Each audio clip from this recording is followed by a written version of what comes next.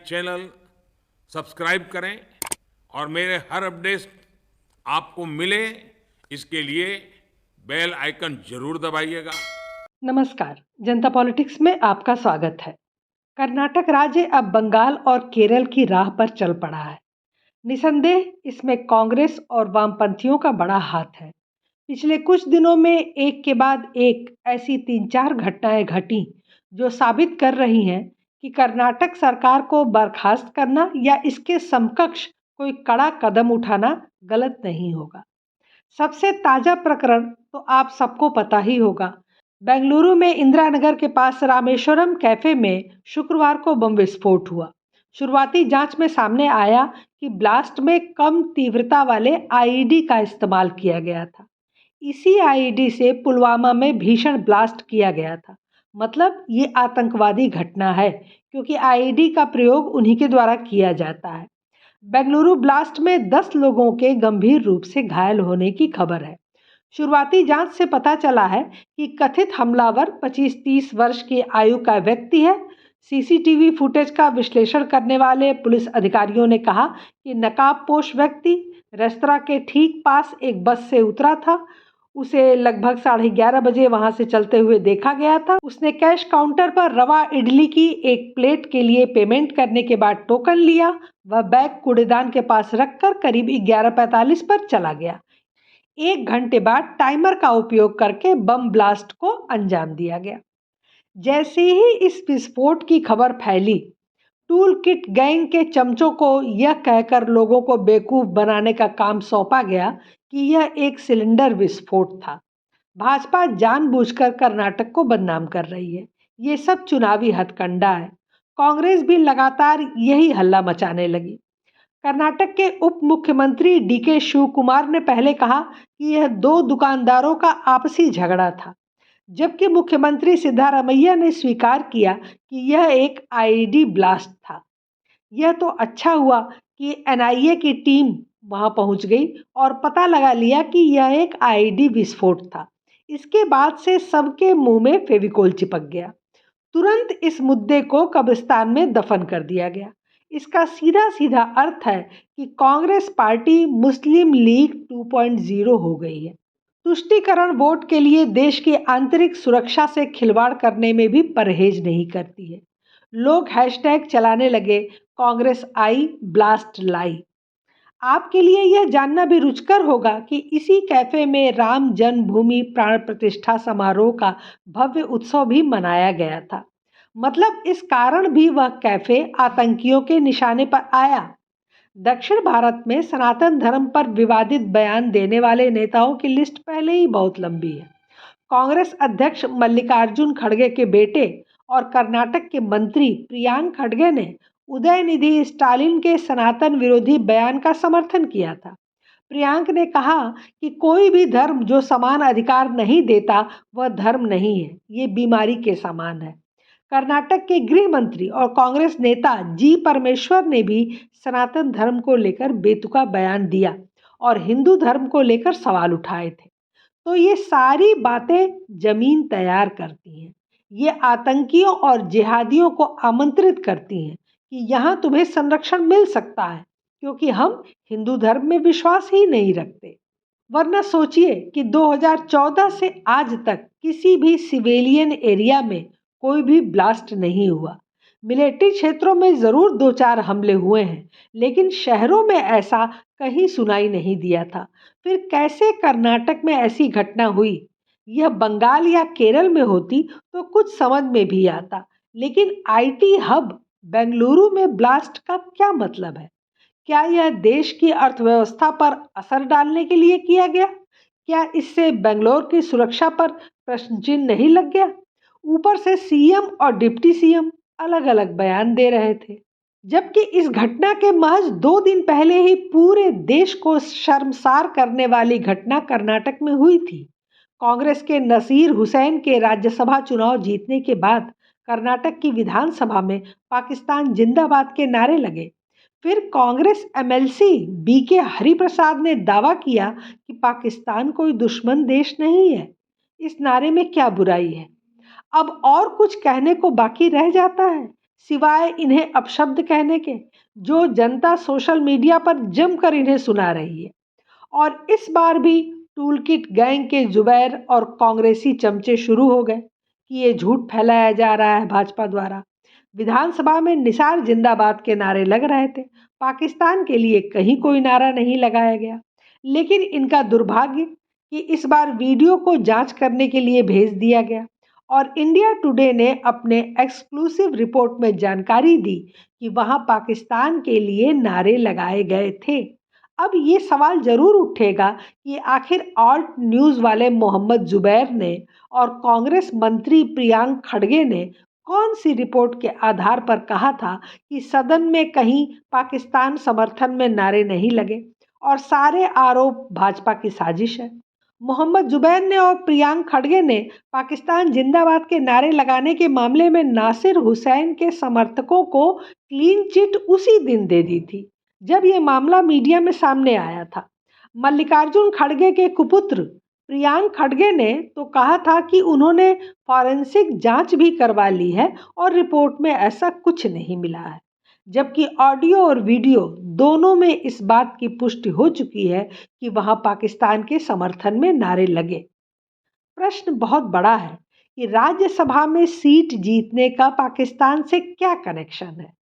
अगर एक मुस्लिम संसद के लिए चुना जाता है तो हमारे विधानसभा में पाकिस्तान जिंदाबाद के नारे क्यों लगते हैं? क्या देश का हर मुसलमान पाकिस्तानी है? और जहां ऐसा है वहां उनकी सांसदी रद्द क्यों नहीं की जाती? कांग्रेस ऐसे लोगों को राज्यसभा क्यों भेज रही है? क्या उद्देश्य है?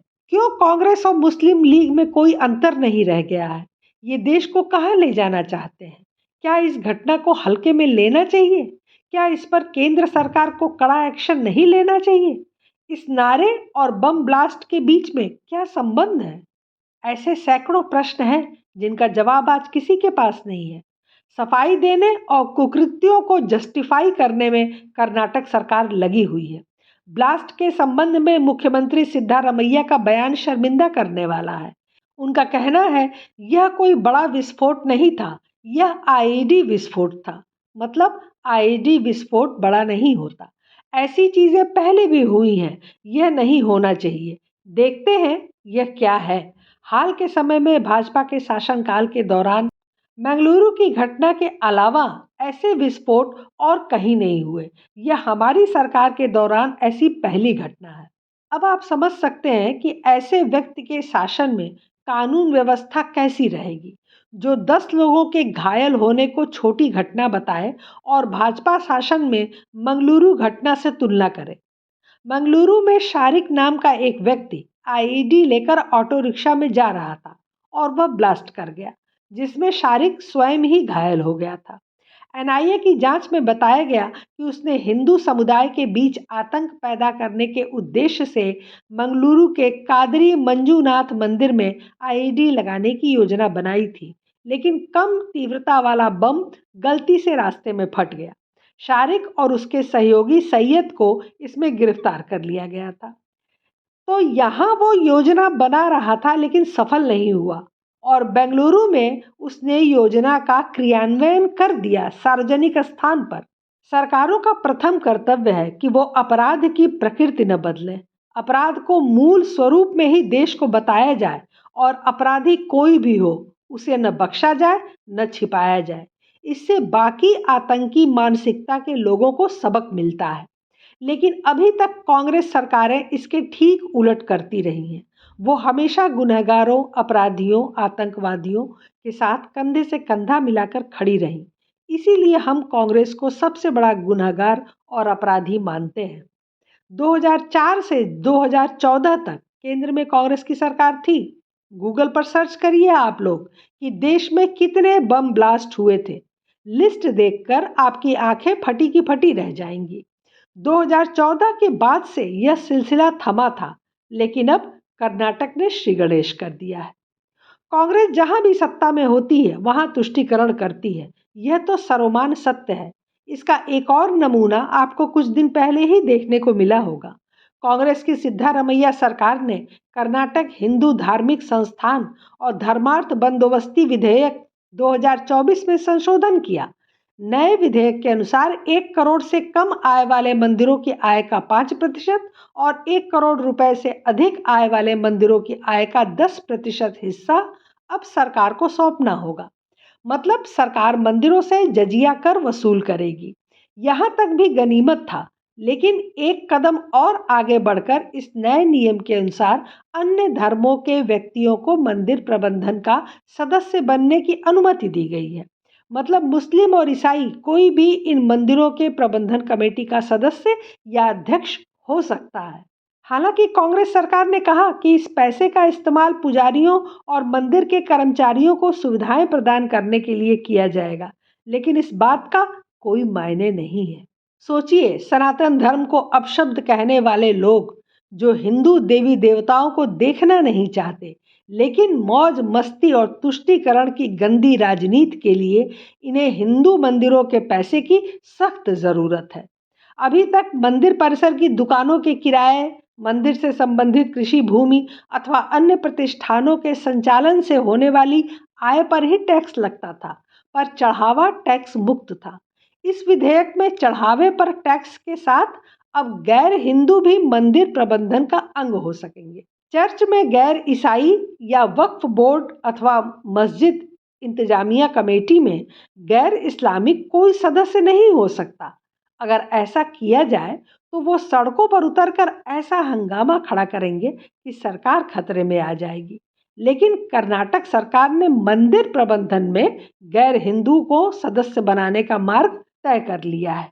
इसी के साथ चर्च और वक्फ बोर्ड को दिए जाने वाले अनुदान में भी वृद्धि हुई और अल्पसंख्यक कल्याण विभाग को भी अतिरिक्त धनराशि दी गई। कर्नाटक सरकार ने वर्ष 2024-25 के बजट में मुस्लिम समाज के वक्फ बोर्ड को 100 करोड़ रुपए और ईसाई समुदाय को 200 करोड़ रुपए अनुदान देने का प्रावधान किया है। इसके साथ ही अल्पसंख्यक विकास निगम के माध्यम से 393 करोड़ रुपए की लागत से अल्पसंख्यक कल्याण कार्यक्रम चलाने की घोषणा भी की है।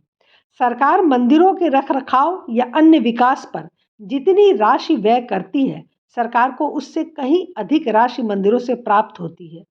कर्नाटक सरकार को वर्ष 2023-24 में मंदिरों से 445 करोड़ रुपया प्राप्त हुआ था, जबकि इसमें से केवल 100 करोड़ रुपया ही मंदिरों के विकास या रखरखाव पर खर्च हुआ था। शेष 345 करोड़ रुपए की सरकार को आय हुई थी। तो वो 345 करोड़ रुपया कहाँ गया? वक्फ बोर्ड और चर्च के पास। आज कर्नाटक सरकार कंगाली की स्थिति में है और अपने चुनावी फ्री में लुटाने के वादों को पूरा नहीं कर पा रही है। देश के सबसे बड़े आईटी सेक्टर के हब की यह दुर्दशा है। तो सोचिए कि कैसी बदइंतजामी की है सरकार ने। कहाँ जा रहे हैं हजारों करोड़ रुपए? अब आप इन घटनाओं को सीक्वेंस में लगाकर देख लीजिए, आपको पता चल जाएगा कि कर्नाटक कहाँ जा रहा है। तुष्टीकरण की राजनीति ने उसके खजाने को खाली करने के साथ पाकिस्तान जिंदाबाद के नारे और बम ब्लास्ट तक पहुंचा दिया है। कुछ ही समय में यह बंगाल से बहुत आगे निकल जाएगा और इसके लिए कर्नाटक की जनता बधाई की पात्र है, जिसने कांग्रेस को चुनकर सत्ता में बैठाया, जो 60 सालों का इतिहास भूल गई, जो आज भी कांग्रेस में विकास और उन्नति तलाश रही है। धन्य है ऐसे लोग। संभवतः आज कर्नाटक के हिंदुओं को समझ में आ रहा हो कि उन्होंने गलती कर दी, लेकिन इस गलती का खामियाजा तो उन्हें 4 सालों तक भुगतना ही पड़ेगा। इतना तमाशा तो केवल 10 महीने में देख लिया सबने। अभी तो ये आगाज है, आगे आगे देखिए होता है क्या। फिलहाल आज के लिए बस इतना ही। हमारे चैनल को सब्सक्राइब करें, लाइक करें और शेयर करें। अपने विचार हमें कमेंट बॉक्स में ज़रूर बताएं। धन्यवाद, नमस्कार।